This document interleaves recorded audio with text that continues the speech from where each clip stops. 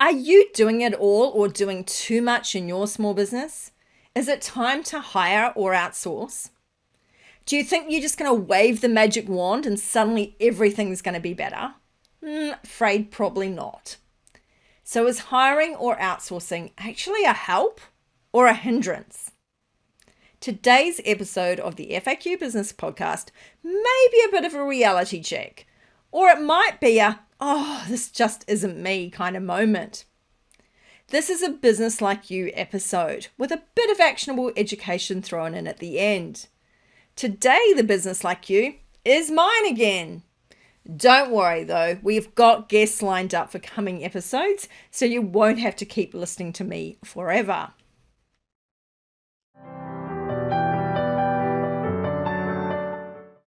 Welcome to the FAQ Business Podcast for business owners, covering 4 pillars: actionable education, inspiring leaders, businesses like you, and thought leadership, where we challenge your thinking. Hosted by myself, Jane Tweedy, I'm founder and lead trainer of FAQ Business Training, where we want to avoid you getting ripped off or ripping yourself off. We'll feature an amazing diversity of guests with lots to educate and inspire you. Let's jump into today's episode of the FAQ Business Podcast. I'm Jane Tweedy. I'm the founder and lead trainer of FAQ Business Training and the host of FAQ Business Podcast. And today on the podcast, I want to talk about something that I'm experiencing actively at the moment, as I recently hired a new employee and have been going through the training process, primarily remotely, which has been quite challenging. Why do small businesses need to hire?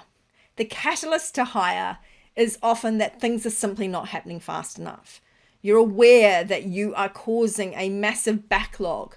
There's so much backlog of things building up. The to-do list is huge. Things are starting to get completely out of control. And then you go, yep, I need to get somebody on board.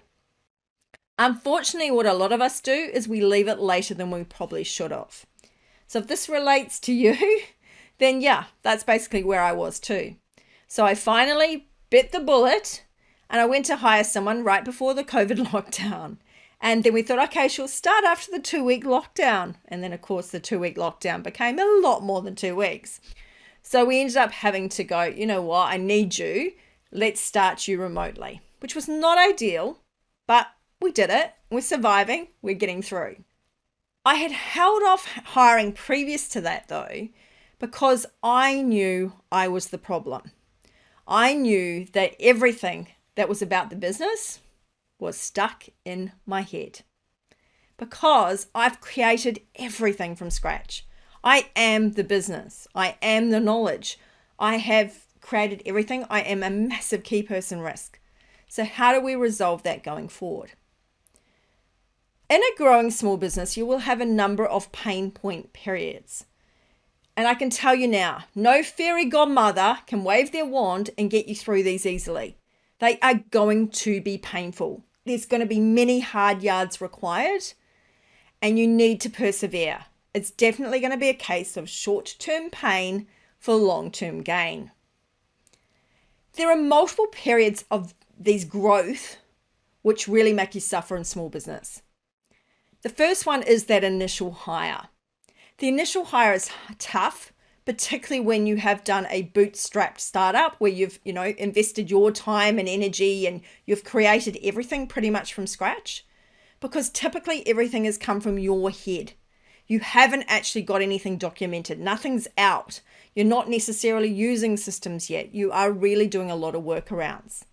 And one of the other key things is you probably started your business in part because you liked the idea of the fact that you were in control. You weren't reporting to anybody. When you hire somebody, you are definitely going to have to give up some of that control. The second time when you hit a pain point is when you decide to hire a key person. So this is another doer. So say, for instance, you're a psychologist and you hire another psychologist, then you fill up the books for both of you and then that person leaves. Yup. That hurts, right? Because you've filled up the books for both those people. You're now going to be letting people down. So that's a really big pain point, is taking that risk of that new person. So obviously we need to try and mitigate our risks as much as we can. But honestly, sometimes we just have to bite that bullet. We have to take that person on board. Otherwise, we're never going to grow. The next one is when your team is small, say under 5 people, but each person plays a very vital part in the business. So by one person not being there, nothing else works as smoothly. It might work for a few days, like you can cover them while they're on leave, but they certainly, if they just up and leave, they're leaving a massive hole in the business. Another one can be where you have a few key people in the business. You might have a bigger workforce. You might have 20 people, you may have 50 people. But if your top 2 or 3 key people went, you would really suffer. Or you do shift work and your people that do night shift leave and suddenly you've got no night shift workers. That can be a real problem. So before you're going to go out and hire or outsource anybody, I strongly recommend doing what we suggested in episode 7 of FAQ Business Podcast. And that was doing a business review and time log. So what tasks do you need to be doing? I am going to go over the time log in a tea time tip so you can see more visually what's going on. So if you're not sure from listening to the podcast exactly what I mean by the time log and how it works, please look at the tea time tip when it comes up in the next week or so. The costs of hiring someone. I was talking whether this was going to be a help or a hindrance hiring someone. The initial cost outlay for hiring someone is quite substantial. And there's more things than maybe you first might think of. So definitely you've got to remember short-term pain, long-term gain. Because if you don't remember that, you're going to struggle. There is going to be the cost to train and build your team. Okay, so there's a physical time that you're going to spend 2 of you sitting there training and neither of you are earning money. Neither of you are actually doing anything that's particularly productive other than getting that poor person up to speed. That could be whether you have a subcontractor or you hire an employee because they still will both need training.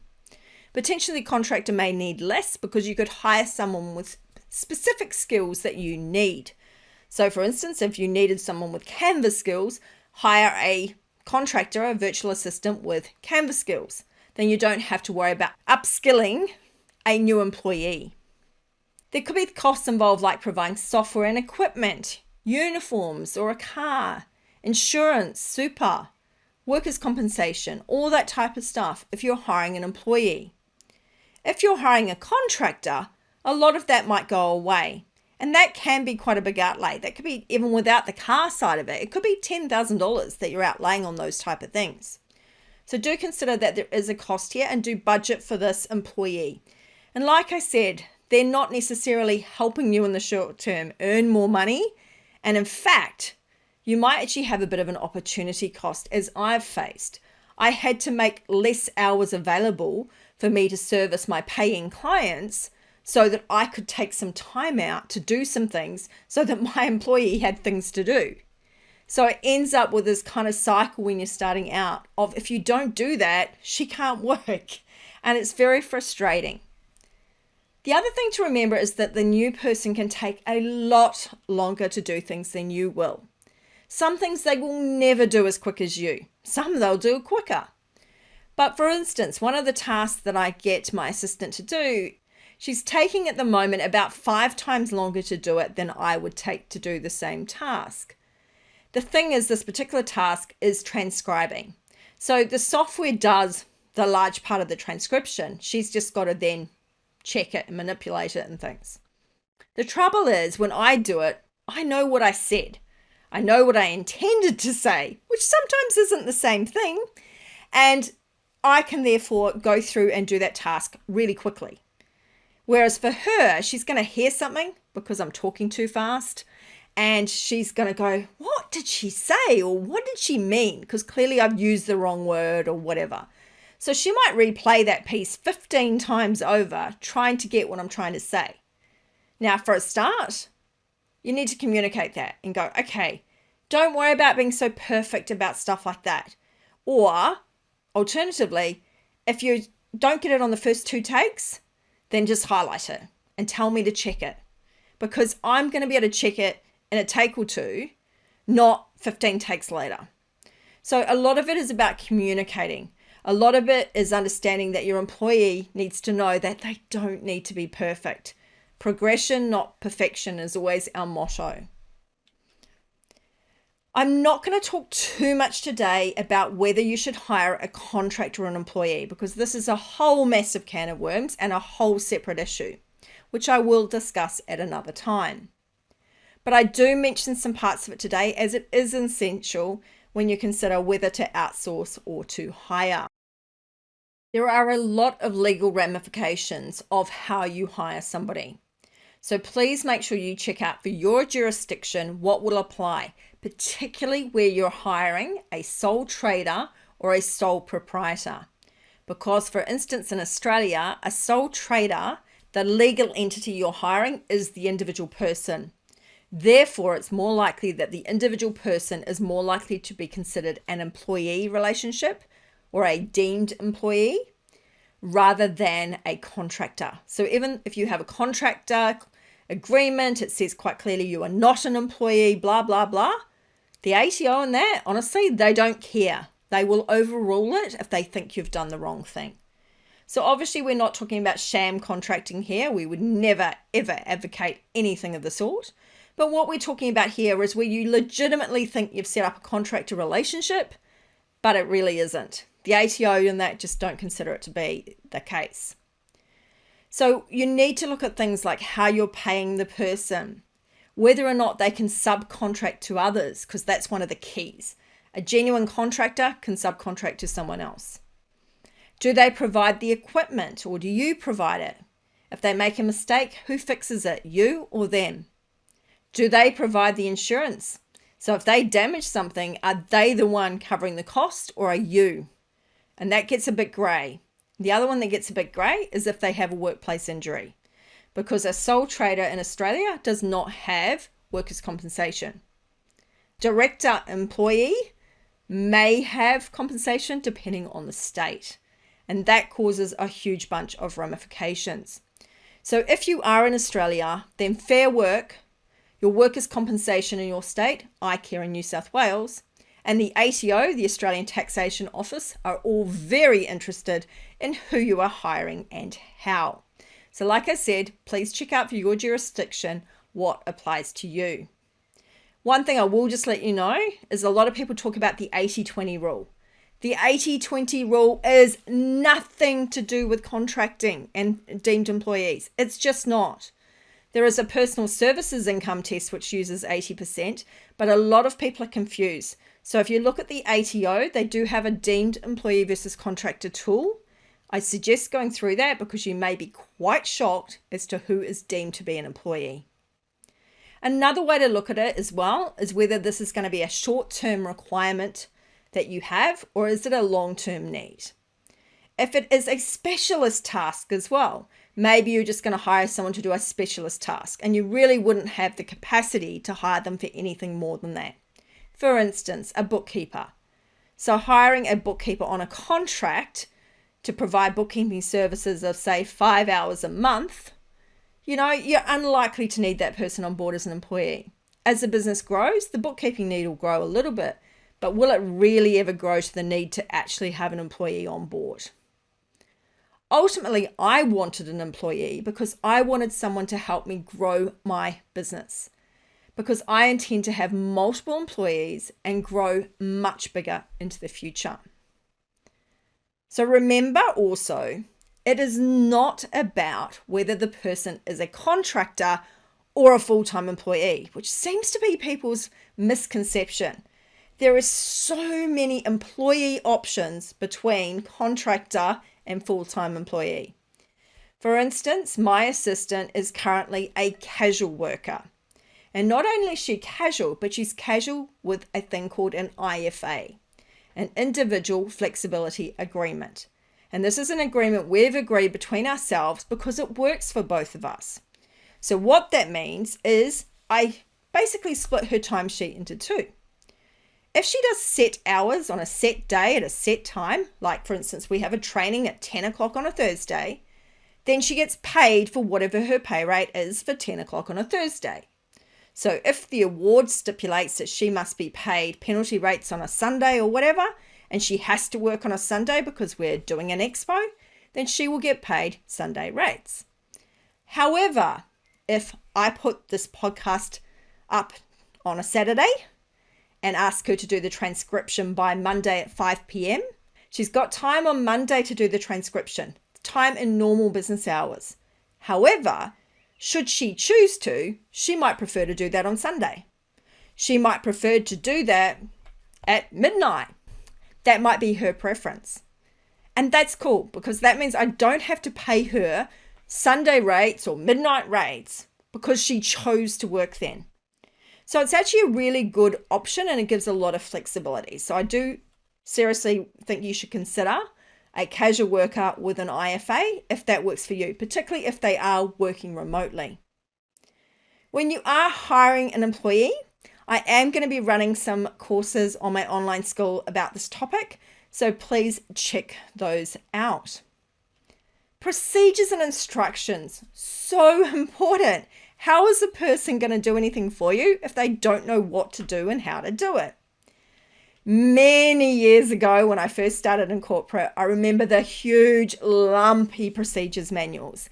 And you would flick through the procedures manual, for instance, because the photocopier broke down, and you'd go to the page about photocopiers and it would say, open the front door, do this. And you're going, what do you mean by the front door? There were 3 doors that could have been considered to be the front door, and it was always guesswork. Whereas now we've got the benefit that we can record our instructions, not just in writing, not just in things like flowcharts, but also through things like audio. We can audio to text, we can use videos, and we can use screencasting. So all of those tools are really helpful and means that we can get the procedures manuals created a lot quicker, but also a lot more effectively. Also, what you can do is you can show part of the process to your employee. And sometimes what I've done is just pre-recorded some of the tasks where I can just basically go through a screencast of the software I'm using. Now, some of those, when I record them cleanly, I actually also chuck up on my YouTube channel as a public video. So then you get the benefit of some of the training that I'm giving my employees as well. So check out our YouTube channel. With teaching them with procedures and instructions, I do suggest provide them with some instruction. So prepare something, provide something. So it might be, as I said, do a video, record as you're live training them the video. It could be to create a checklist, to create a Trello board. Whatever it is, you do something to help document the process. But what you can do is get that employee or that contractor to fill in those gaps. So they effectively create something that suits their style. For instance, they may make a checklist from the video. They may make a flow chart, or they may make a Trello board. And all I've given them is that video to start with. Now that's great for the future, because if they then leave, somebody else takes over their work, whatever, then you have got some instruction for them to follow. Some hiring warning sign tips and tricks.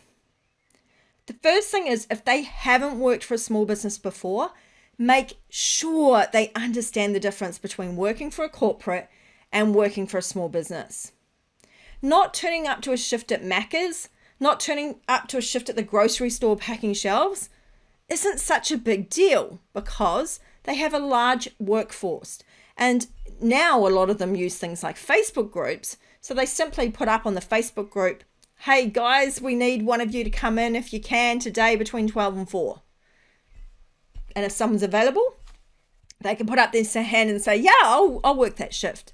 So a lot of that can be covered. When we're working in small business, we do not have that luxury. There is no cover typically. So if there is no cover, then they need to understand the ramifications. When they don't turn up, they are causing you hardship, and they need to understand that. And that's why if they are not turning up for no legitimate reasons, obviously if they don't turn up because they're sick or whatever, that's fine. But if they are, every Monday they're sick and they happen to have rugby league party thing on a Sunday, you might start questioning it, right? Complex things to look at when we're doing things like behavioral event interviewing. So we're trying to find out, is the person going to be a good fit for us? Don't hire a mate or someone that you know without following the process that you would normally. Okay, don't skip steps because, look, this person seems great, I'm going to give them a chance. If you do that, it's more than likely things are going to go sour. So please make sure you still follow your process. Also, try and have a plan B in place. For instance, at a minimum, have things like job descriptions and ads ready to go in case you need to rehire someone for that position pretty quickly. Just leaving it till after they've left is really not a great place to be. Management and leadership is really important when you're hiring people, and even when you are outsourcing to people. Have you actually been a manager or a leader before? A lot of people have been dumped into management roles because they were good at what they did, or because they started a business, they thought it was going to be just for them, it was just going to be really an income replacer, and instead they've gone, actually, there's a lot of demand, I'm going to grow the business. So you may be what we call an accidental leader. Modern leadership is very different to the dictatorial leadership of old. Things have definitely changed. I've made it a habit to ask over the years during the interview process, what's the best way to manage you to get the best out of you? It's a really common question I ask when I'm interviewing. And the reason for that is because I hate, for instance, to be micromanaged. But somebody else may need a lot of attention during the day. So it's almost like micromanaging because they feel that they're being ignored and not valued if you're not constantly in their face. So you need to work that out. You need to know what type of person are they. Are they the type of person that just wants to be given high-level tasks and then off to complete them? Or are they a person that would rather be given a bit more detail so that they do the best job they can and they don't face you changing everything because you don't like the way they did it? Speaking of which, you have to let go of control. You may have gone into small business so you could avoid being bossed around, but now you're going to have to relinquish some of that control and let this employee make some mistakes, maybe not be 100% perfect, and you've got to be okay with that. Otherwise, you just simply won't progress. I also highly recommend that you get an HBDI profile, a Hermit Brain Dominance Instrument profile, completed on you and your new hire. Not as part of the hiring process, but afterwards. At FAQ Business Training, FAQ Business Consulting, we offer these and we have done so on ourselves as well. This allows us to know the thinking preferences of both Cheryl and myself. So I know, for instance, that she needs sequential. Sequential is a strong thing for her. Whereas I am not sequential at all. I'm very much ideas scattered approach. So what I need to do before I give her tasks is I need to slow it down a bit. I need to stop. I need to be more detailed and definitely sequential, which is not my go-to. But if I don't do that for her, she will potentially struggle with my instructions, even though I'll think they're clear enough. But we need to do this because otherwise I'm going to get frustrated at her and she's going to get frustrated at me. And she's a great worker. Why would I want that to happen? So we need to make sure we understand each person's way of thinking and we adapt where we can. The upside of us thinking differently is that we are basically a square when it comes to the whole brain thinking approach. So that is a good thing, but we do think differently. Working remotely. Because of COVID, a lot of things have gone remote. And it's also highlighted a lot of people actually don't want to commute anymore. They want to stay local. And that's why some of the local areas, the out of Sydney suburb areas, for instance, have skyrocketed in price because a lot of people want to have more space to be living and working from their homes. Admin and support related roles are often remote. And that's why obviously we hear the term of virtual assistant. And virtual assistants are definitely an option. And these are typically contractors. But do make sure you are checking whether or not they're a contractor or an employee and whether it's right for you. Personally, I like the idea of a mixture of in-person and remote, particularly for training. We did some training recently in person, and it was so much easier to allow that time to try out. I worked in Macca's through uni and things, and I was a crew trainer and shift assistant manager, all that stuff. And we had a training method which was prepare, present, try out, and follow up. And I find I still operate this to this day. But I find when you're training online that the tryout phase tends to get condensed. Now, in some cases, we had it condensed because she wasn't able to share her screen. So it became a little bit harder to try out. So she was telling me what to do on my screen, but it would have been easier to see what she would have done had she had the reins fully at her end. So it was a little bit tricky at times. I like the fact we've been able to do the recent training in person, which has given me more ability to give her time to try out. So I've showed her how to do it once, then she's had a go at doing it. She's tried it out, but with me explaining things, then trying it out again, largely doing it by herself, and then trying it again and making sure that she can do it. So that is a good approach. And the problem with remote is often we don't allow that tryout time. So my recommendation for more complex tasks is to take that time to do that proper tryout process, because otherwise what's going to happen is they're probably going to establish a bad habit because they're off trying out and doing it without you being there, and it's just not going to work. So be careful with that. The next thing when you're hiring and outsourcing is to understand the task allocations between you and your hires. So do make sure that you get a system and you stick with it. So whether that's a system like a ServiceMate or Workflow Max for the tradie sector, or whether it's something like Trello, which is more your project management, task management type system, really stick with it. Do not fall into the trap of using email, text, or messenger, because it's very easy for everything to get mixed up and for you not to know which task you're talking about.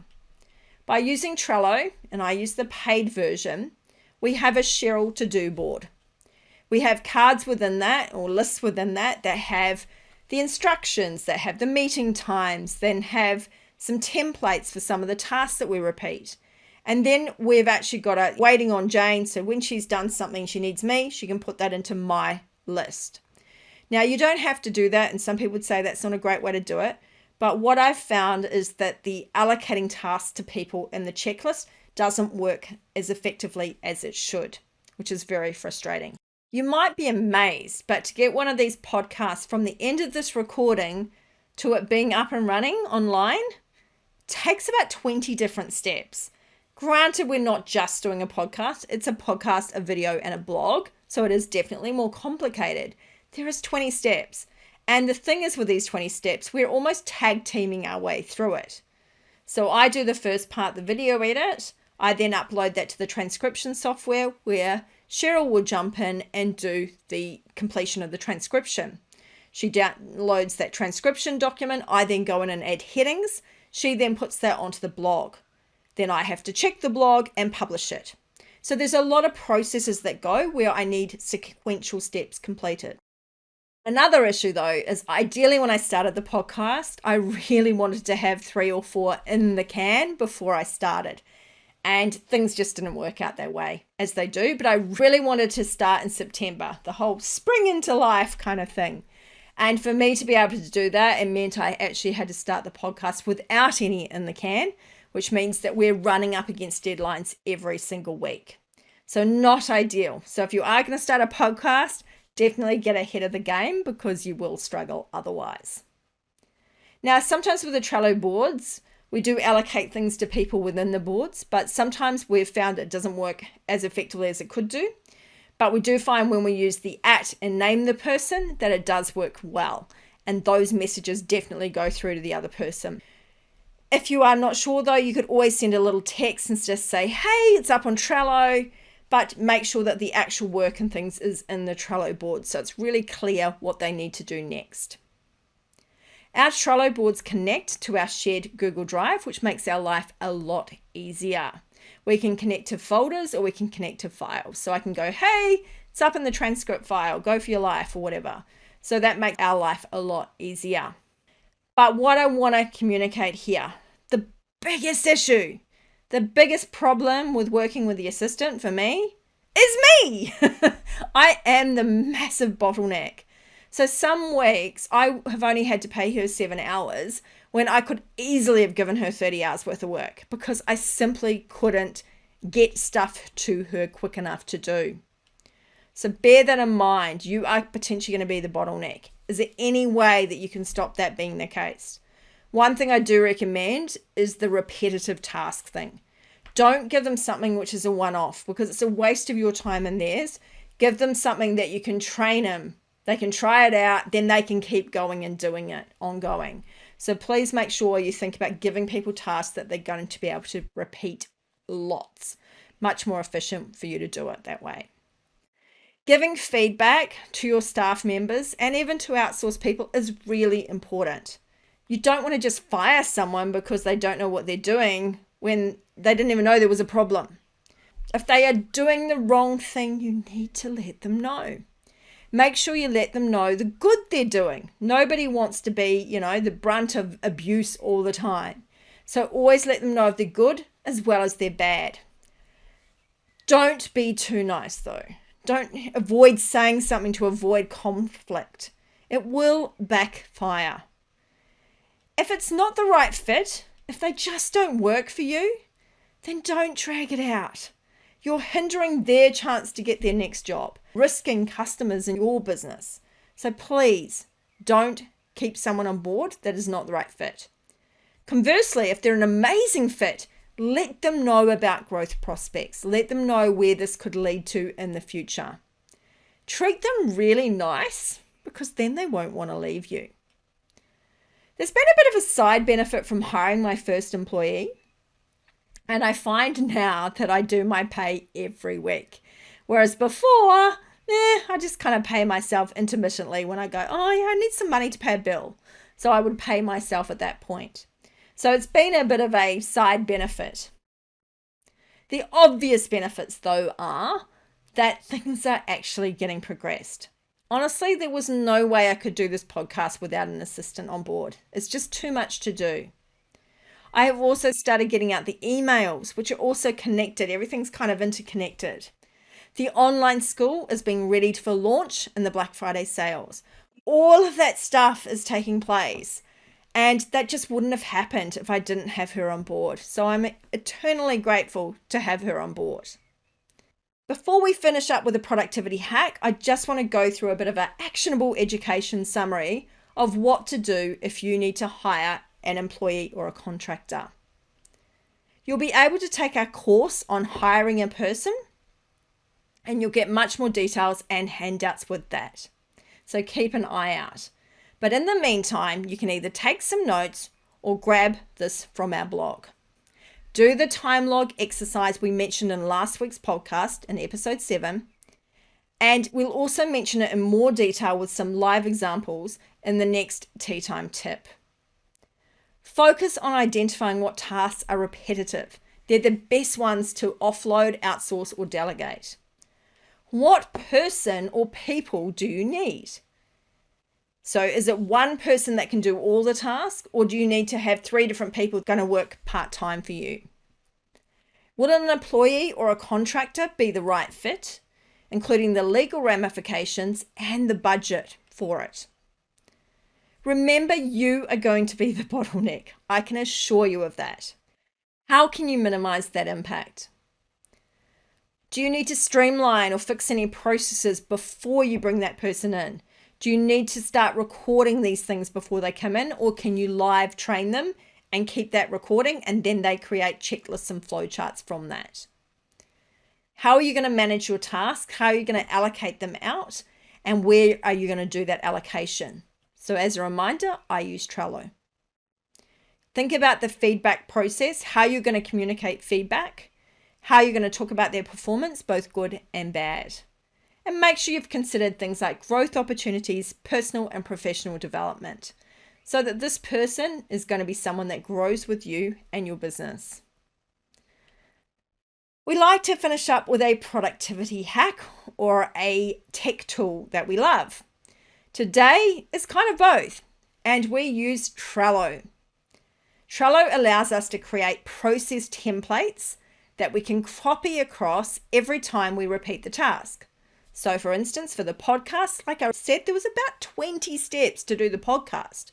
So that is all in one template. We copy that template across and go, right, podcast 8, recorded episode, tick, edited episode, tick, transcribe completed. And then we just put all the tasks in like that.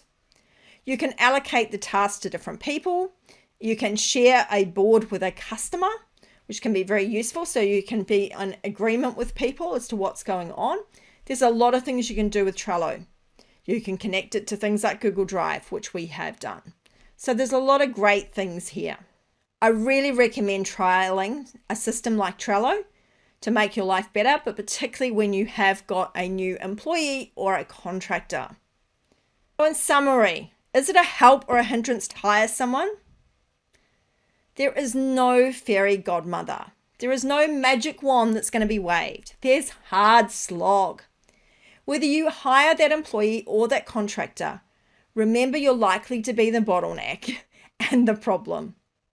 Be prepared to work through it, and hopefully you'll come out the other side happy, wealthy, and wise. Thank you for listening to today's episode of the FAQ Business Podcast. Available on all good podcast services. You can subscribe today via faqbusinesspodcast.com.au or directly on Apple iTunes, iHeartRadio, or Spotify. Subscribe, follow, share, and where able, review our podcast or leave us a comment on either YouTube or our blog page. Thanks for helping us to help you, the small to medium businesses who are growing and want to make a difference. Look forward to connecting with you again on the next episode of the FAQ Business Podcast.